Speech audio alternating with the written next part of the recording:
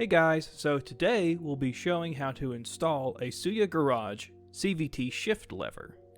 And I'm going to start here with the shift lever out on the table. We pull off that chrome trim piece with both of our hands, and that will reveal this little metal clip. We need to take that clip off with either some needle nose or a flathead, which I have here, and it pops just right out the back, just like that. And that will free up the handle to where it can pull just straight up.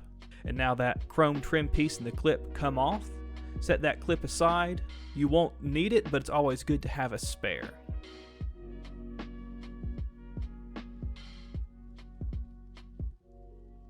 And now need a metric 2 Allen key.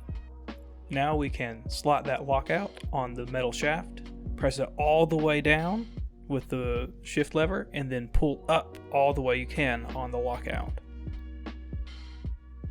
Once you've done that, you can tighten the 3 set screws on the bottom to make sure it's in the right place. And now that we have that done, we're going to install our shift handle, and you want to thread it on until it is tight. With that on, we want to rotate it to where our logo is straight. You will have 3 logos to choose from in the pack.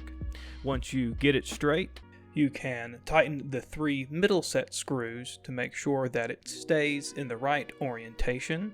You can also line the seam up where you want it to be. And there we go. That's all it takes.